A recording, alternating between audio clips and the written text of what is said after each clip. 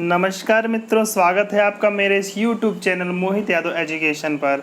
इस चैनल पर मैं आपको UP triple SC, UP PSC, UP आरविनल, एचएएल इन सभी संबंधित एग्जामों में जो मैकेनिकल जेई की पोस्ट आती हैं उसमें आपको मैकेनिकल इंजीनियरिंग संबंधित सवालों को सॉल्व करा रहा हूं। ये आप जो क्वेश्चन हैं आपको विभिन्न एग्जाम्स में तैयारी के काम आएंगे। ठीक, तो अभी तक मैंने कई सब्जेक्ट जैसे fluid mechanics, boiler, thermodynamics, theory of machine इन सभी संबंधित सवालों को सॉल्व करा दिया है। यदि आप वो वीडियो देखना चाहते हैं तो उनकी लिंक मैंने डिस्क्रिप्शन में दे रखी है। ये क्वेश्चन सीरीज का 36वां भाग है। तो शुरू करते हैं आज का यह वीडियो। आज की इस वीडियो में जो सवाल सॉल्व कराने जा रहा हूँ वो है स्ट्रेंथ ऑफ मटेरियल के चैप्टर थर्मल स्ट्रेसेस से संबंधित सवालों को। तो शुरू करते हैं आज का टॉपिक। तो सबसे पहला क्वेश्चन जो आपके सामने है वो है a 10 centimetre long and 5 centimetre diameter steel rod fits snugly between two rigid walls. मतलब एक जो रॉड है वो दो वॉल किसी वॉल के बीच में एकदम इस प्रकार से फिक्स स्नगली है, मतलब उसके बीच में यहाँ कोई जगह नहीं है। ठीक, between two rigid wall 10 centimetre apart. जो वॉल है वो 10 सेंटीमीटर दूरी पर है, मतलब इनके बीच में कोई प्रकार की दूरी 10 सेंटीमीटर दूरी पर है। और वॉल इसकी लेंथ भी कितनी है, 10 सेंटीमीटर, तो कोई दूरी का प्रश्न नहीं है।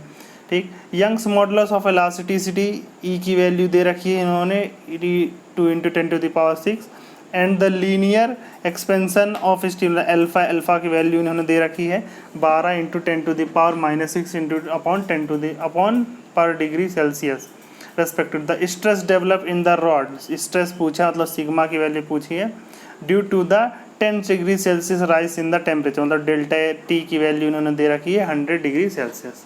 तो सवाल सॉल्व करते हैं। सॉल्व करने से पहले मैं आपको बता देता हूं कि इसको थर्मल स्ट्रेसेस होती क्या है। होता क्या है, देखिए जैसे कोई भी बॉडी है वो अगर अपने कंडीशन पे हम जानते हैं कि रखी हुई है, अगर किसी कंडीशन पे अगर उसका टेम्परेचर इंक्रीज करते हैं तो उसकी लेंथ बढ़ती है, या उसका अगर वॉल्यूम है तो वॉल्यूम बढ़ता है, एरिया ही बढ़ता है, तो उसकी क्या है साइज़ बढ़ती है। ठीक, तो यदि उस साइज़ को बढ़ने के लिए फ्री जगह मिल रही है, जैसे रेल की पटरी है, रेल की पटरी में अगर बीच बीच जगह छोड़ दी जाती है तो अगर इसको बढ़ने के लिए पर्याप्त जगह मिल रही है तो ये बढ़ कर के आगे बढ़ जाती है। ठीक, तो इसमें किसी प्रकार का स्ट्रेस डेवलप नहीं होता है, और जब टेम्परेचर घटता है तो पुनः वो अपनी उसी कंडीशन में आ जाती हैं। लेकिन यदि किसी मान लीजिए यदि ये रेल की पटरी इस प्रकार होती और उसको बीच में किसी प्रकार की जगह न दी गई होती और रेल की पटरी को दोनों तरफ से एकदम फिक्स होती, फिर इसका गर्मियों का टेम्परेचर बढ़ता तो इसको एक्सपेंड करने के लिए कोई जगह नहीं मिलती। तो जब इसको एक्सपेंड करने के लिए जगह नहीं मिलती तो इसके क्या है, एक तरह से दोनों तरफ से एक कंप्रेसिव लोड इस पर लगने लगता जो इसको एक्सपेंड करने से रोकता। ठीक, तो इसके कारण जो इसके अंदर स्ट्रेस डेवलप हो जाती है। तो ये जो स्ट्रेस डेवलप हो जाती है इसी को कहा जाता है थर्मल स्ट्रेस, मतलब सीधे सीधे stress generated due to change in the temperature. जो टेम्परेचर में चेंज होता है उसके कारण जो स्ट्रेस डेवलप होती है उसी को कहा जाता है थर्मल स्ट्रेस कहा जाता है। अब देखिए थर्मल स्ट्रेस हम जानते हैं कि कोई बॉडी है जिसकी लेंथ यल हो, ठीक, और उसका coefficient of linear expansion alpha हो, ठीक, और change in temperature delta T हो, तो क्या होता है change in length delta L equal to क्या होता है, change in length equal to होता है L into alpha into delta T. तो ये हो जाता है चेंज इन लेंथ हो जाता है। तो हम जानते हैं स्ट्रेन क्या होता है, मतलब स्ट्रेन विकृति, तो डेल्टा यल अपॉन यल होता है। तो इसकी वैल्यू क्या हो जाएगी, डेल्टा इसके अपॉन यल कर देंगे तो इसकी वैल्यू हो जाएगी अल्फा इंटू डेल्टा टी। तो स्ट्रेन हो गया। हम जानते हैं स्ट्रेस क्या होता है, स्ट्रेस इक्वल टू होता है, स्ट्रेस मतलब सिग्मा इक्वल टू क्या होता है ई इंटू एप्सिलॉन, मतलब modulus of elasticity into strain. ठीक, स्ट्रेस इस मतलब सिग्मा की वैल्यू क्या होगी, स्ट्रेस की यानी थर्मल स्ट्रेस की वैल्यू क्या हो जाएगी ई इंटू एप्सिलॉन, या इसको सीधे सीधे कहें कि ई into alpha into delta T. ये क्या हो जाती है अपनी थर्मल स्ट्रेस हो जाती है। तो इस प्रकार से आपको तीनों फार्मूले याद रख लेने हैं। Change in length equal to L into alpha into delta T, strain की वैल्यू मतलब विकृति की value delta L upon L equal to alpha into delta T, और स्ट्रेस सिग्मा की वैल्यू क्या हो जाएगी ई इंटू एप्सिलॉन, मतलब कितना E into alpha into delta T. आपको ये तीनों फार्मूले याद रखने हैं और आपको थर्मल स्ट्रेसेस लगभग मोस्टली क्वेश्चन इसमें सॉल्व हो जाएंगे। अब बस मेन चीज़ आपको जो याद रखना है, यहाँ पे जो स्ट्रेन डेल्टा यल लेंगे उसकी वैल्यू अलग अलग स्थानों पर अलग अलग हो जाएगी। कब क्या होगी जब मैं सवालों के हिसाब से आपको बताता चलूँगा।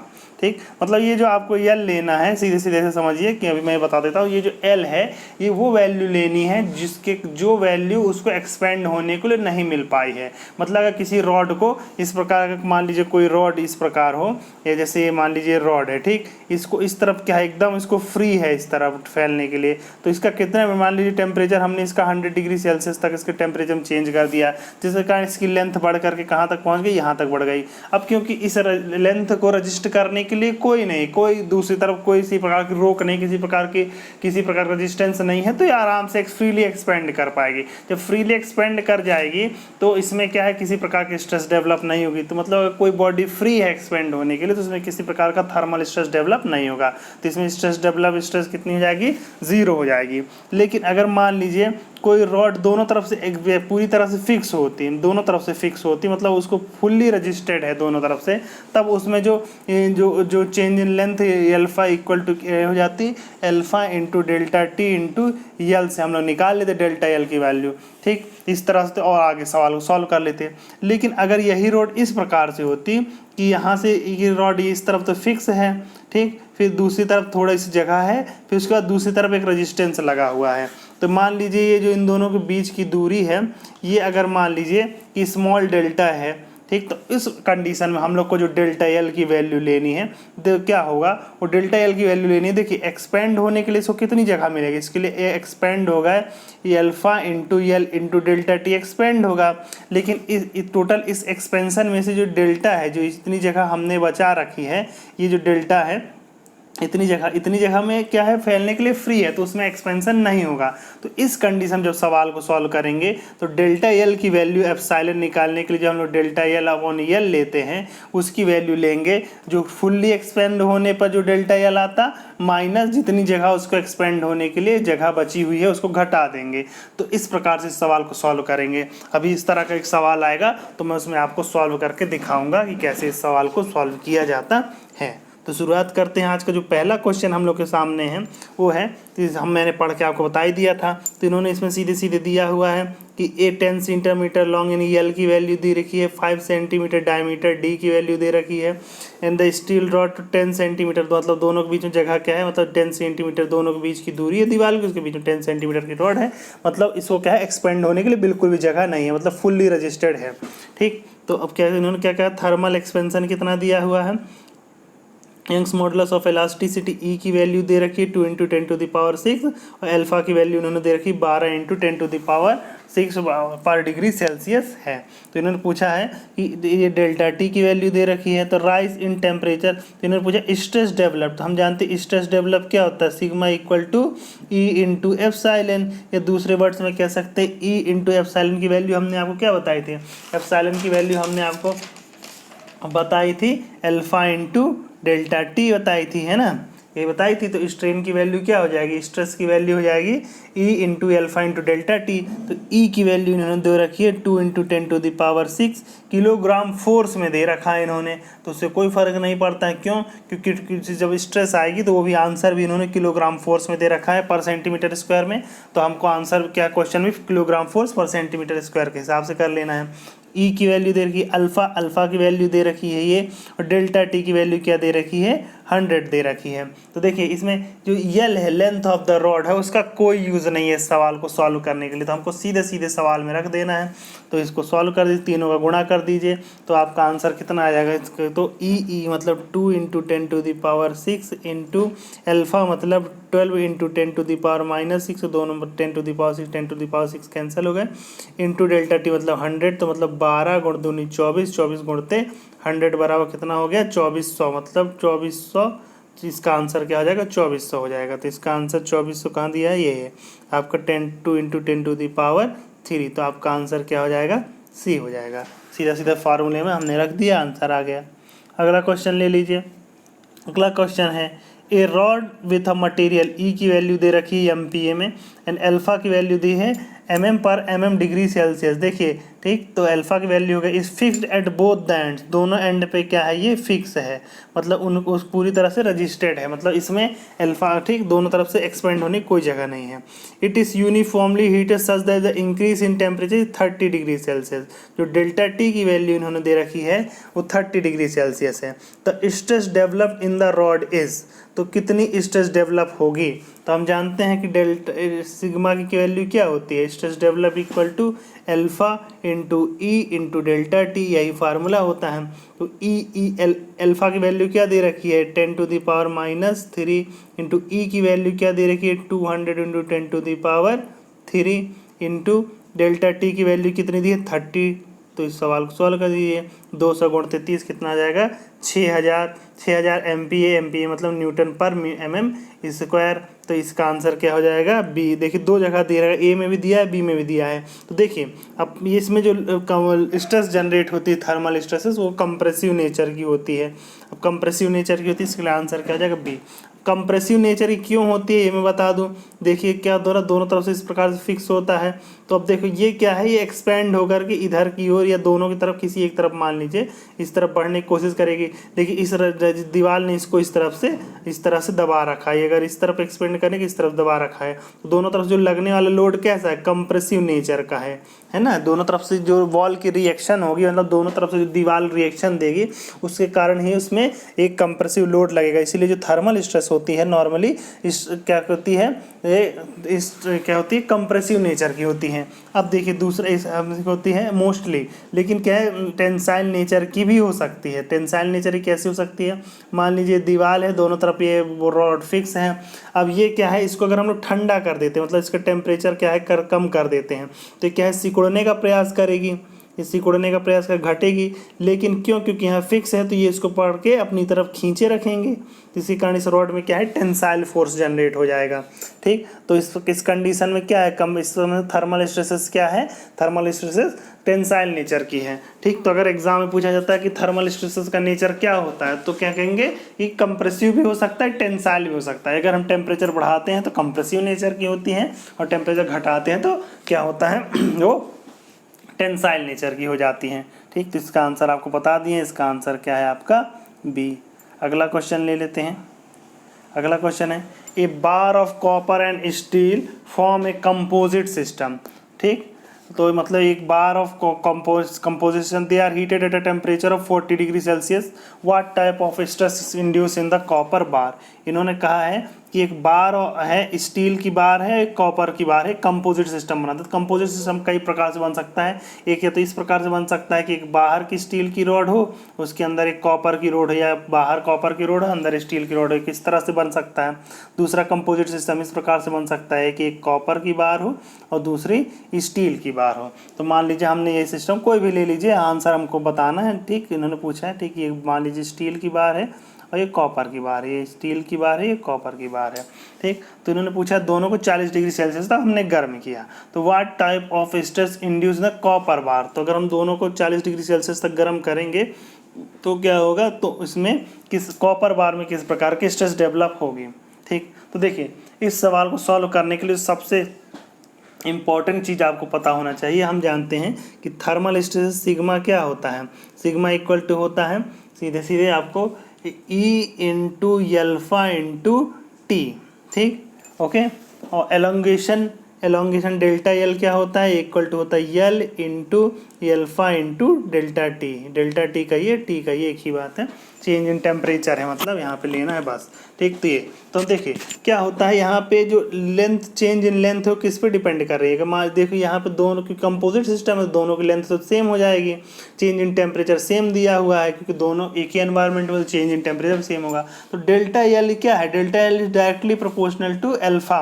मतलब जो डेल्टा एल है जो चेंज इन लेंथ होगा वो डायरेक्टली प्रोपोर्शनल हो जाएगा कोफिशिएंट ऑफ लीनियर एक्सपेंशन के। तो देखिए अलग अलग मटेरियल के लिए क्या होता है linear coefficient of linear expansion अलग अलग होता है। तो जो सबसे ज़्यादा जो होता है अगर हम सबको कंपेयर करते एल्यूमिनियम का ज़्यादा होता है, उससे थोड़ा कम होता है ब्रास का। ठीक, उससे कम होता है कॉपर का। ठीक, एल्फा ऑफ कॉपर का, और उससे भी कम होता है स्टील का। ठीक, तो ये चारों याद रख लिए, अक्सर एग्जाम में पूछ लिया जाता है कोफिशिएंट ऑफ लीनियर एक्सपेंशन के क्रम में इनको व्यवस्थित करने के लिए। तो सबसे ज़्यादा एल्यूमिनियम के बाद ब्रास के बाद कॉपर के बाद स्टील, इन चारों के लिए मैं बता रहा हूँ। इसके लिए अलावा कोफिशिएंट ऑफ लीनियर एक्सपेंशन किसी का भी खुद हो सकता है, वो अलग अलग होता है। ठीक, तो यहाँ से हमको ये पता चल गया कि कॉपर और स्टील में कॉपर का जो कोफिशिएंट ऑफ लीनियर एक्सपेंशन है वो ज़्यादा है। तो अगर रॉड इस प्रकार से है, ठीक, इस प्रकार से रॉड है जिसमें ये कॉपर है या स्टील है, मान लीजिए ये स्टील है ऊपर वाला, नीचे वाला कॉपर है, तो स्टील क्या coefficient of thermal expansion copper का ज़्यादा है, तो कॉपर अधिक एक्सपेंड होगा, एक्सपेंड होकर के यहाँ पहुँच जाएगा, पहुँचने की कोशिश करेगा। और स्टील क्या है, कम एक्सपेंड होगा, तो स्टील क्या है, एक्सपेंड होने पर यहीं रह जाएगा। लेकिन क्योंकि दोनों कंपोजिट सिस्टम है, इसलिए दोनों की लेंथ अलग अलग नहीं हो पा रही है, तो ये दोनों क्या करते हैं, आपस में एडजस्टमेंट करते हैं और दोनों क्या करते हैं, किसी एक पोजीशन पे आकर के स्वयं को एडजस्ट कर लेते हैं। मतलब क्या है कि ये एक मीन पोजीशन पे आकर के दोनों एडजस्ट कर लेते हैं। मतलब ये कॉपर क्या है, इतनी लेंथ ना बढ़ करके सिर्फ यहीं तक रह जाएगा, और स्टील जो इतनी लेंथ तक ही बढ़ना था, ये बढ़ करके यहाँ तक पहुँच जाएगा। मतलब दोनों क्या है कंडीशन, दोनों कंपनसेट करके एक दूसरे को एक मीन कंडीशन पे आ जाएंगे। तो यहाँ आप क्या पाते हैं, आप यहाँ पाते हैं कॉपर जो यहाँ तक फैलना चाहता था उसको यहाँ तक फैलने नहीं दिया गया, उसको दबा दिया गया, ठीक। और जबकि स्टील जो सिर्फ यहीं तक फैलना चाहता है, इसको खींच करके बढ़ा दिया गया। तो हम दूसरे शब्दों में क्या कह सकते हैं कि हमने दो क्या कह सकते हैं कि कॉपर क्योंकि दबाया जा सक रहा है, तो कॉपर में कैसे स्ट्रेस जनरेट होगी, कंप्रेसिव जनरेट होगी।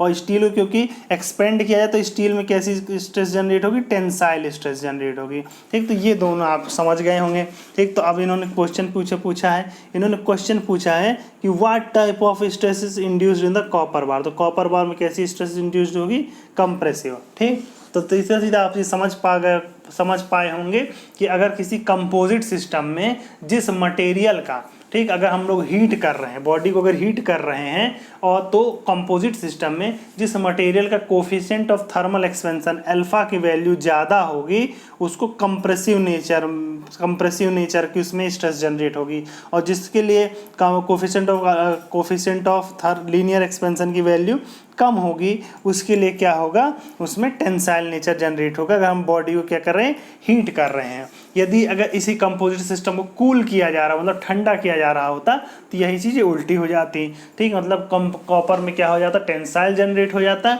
और स्टील में क्या हो जाता, कंप्रेसिव नेचर जनरेट हो जाता, ठीक फ्रेंड्स। तो आगे बढ़ते हैं, अगला क्वेश्चन ले लेते हैं। ये क्वेश्चन समझ पा गए होंगे।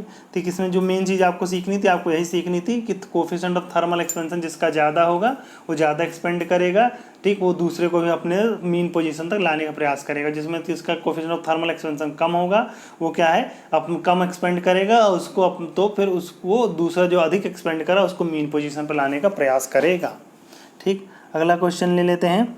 अगला क्वेश्चन है, a cube with a side length of 1 centimetre, एक क्यूब है जिसकी साइड लेंथ 1 सेंटीमीटर है, heated uniformly 1 degree Celsius above the room temperature, room temperature से 1 डिग्री सेल्सियस ऊपर की ओर उसको गर्म किया गया, ठीक।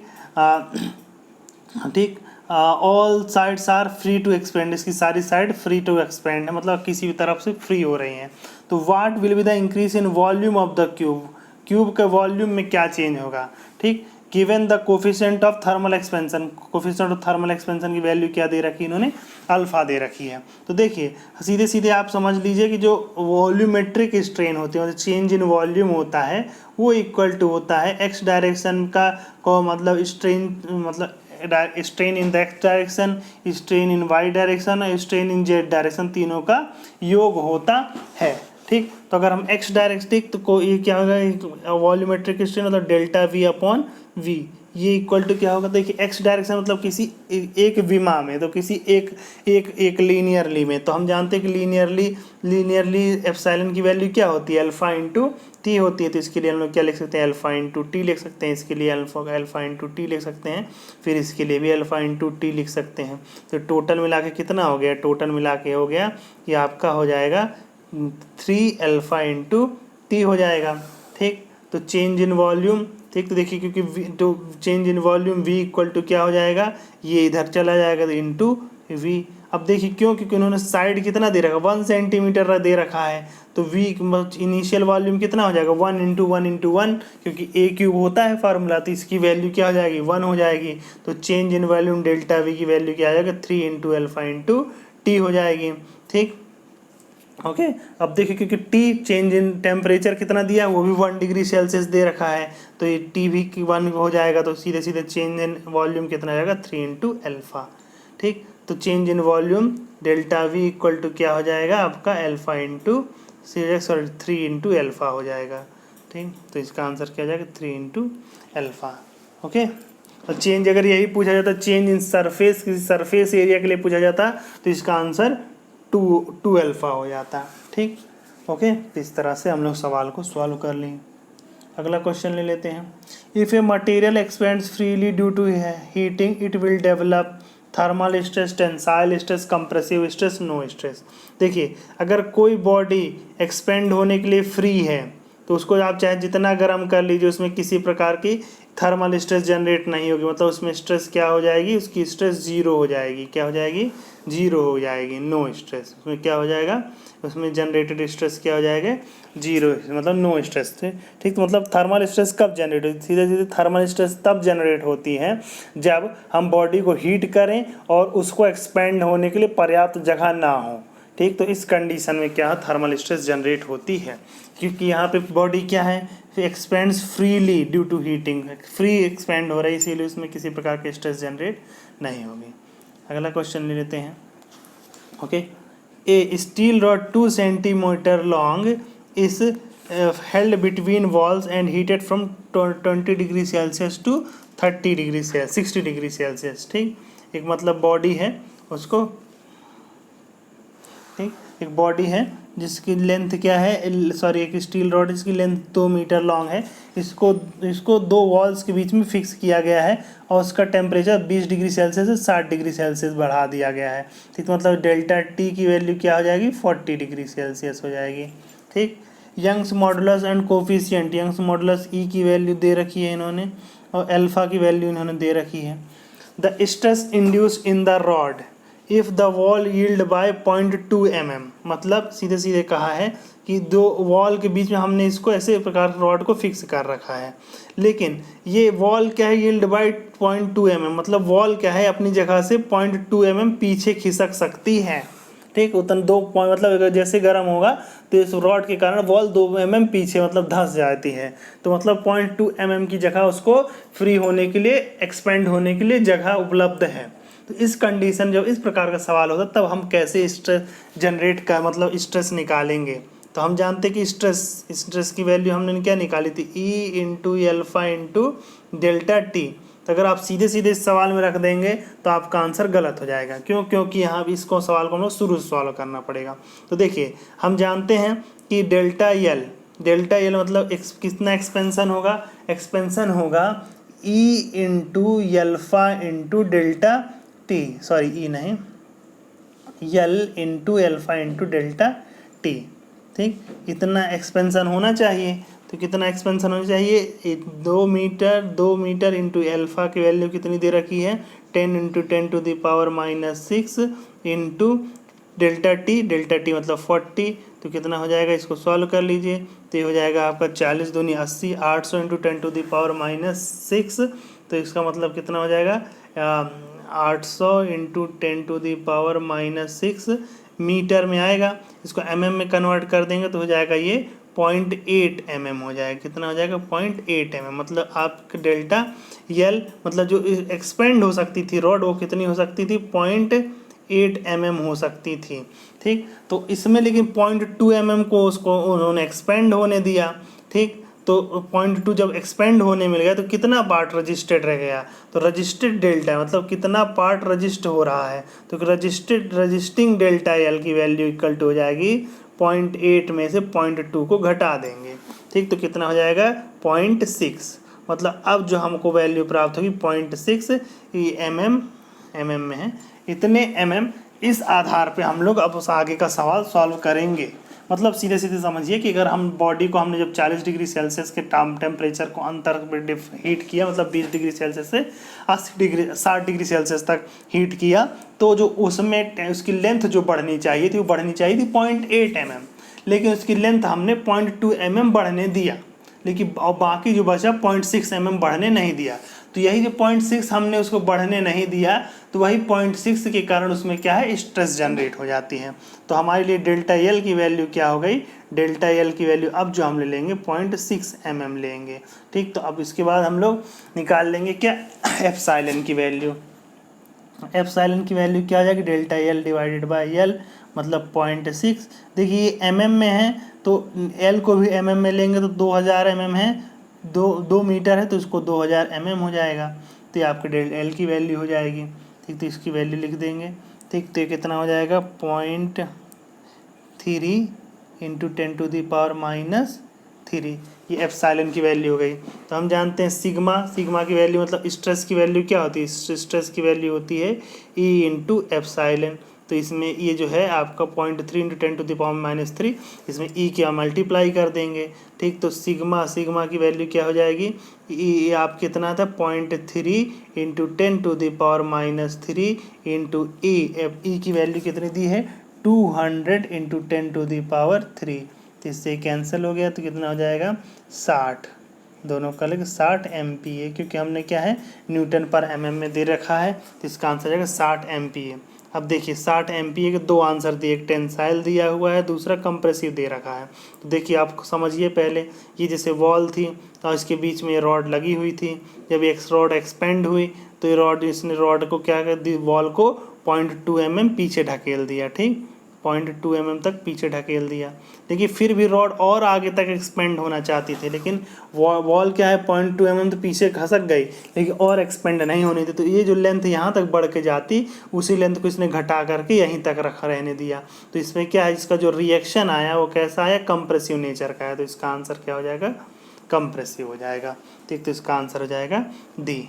ठीक फ्रेंड्स, तो ये थे स्ट्रेंथ ऑफ मटेरियल के थर्मल स्ट्रेस से संबंधित सवाल।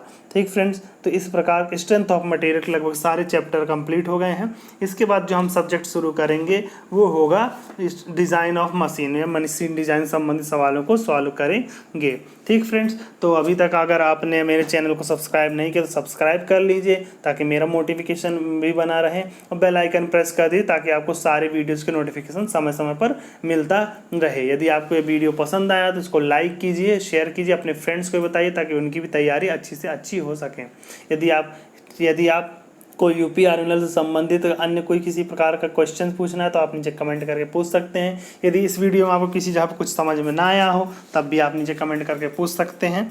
और यदि आपको हमारा टेलीग्राम चैनल ज्वाइन करना चाह रहे हैं तो उसका लिंक मैंने डिस्क्रिप्शन में दे रखा है। इसके अलावा मैंने एक और लिंक दे रखी है क्वेश्चन बैंक की, उसमें कई जगहों से आए हुए प्रश्नों को मैंने कलेक्ट करके रखा है। तो उस पर आप क्लिक करेंगे तो आपको कई एग्जाम्स में आए हुए क्वेश्चन मिल जाएंगे, आप उनको देख सकते हैं और सॉल्व कर सकते हैं। उसमें सॉल्यूशन भी दिया हुआ है, उनके आंसर भी दिए हुए हैं। तो आप तैयारी जारी रखिए, आपको सफलता अवश्य प्राप्त होगी, क्योंकि कोई भी लक्ष्य बड़ा नहीं, हारा वही जो लड़ा नहीं। धन्यवाद।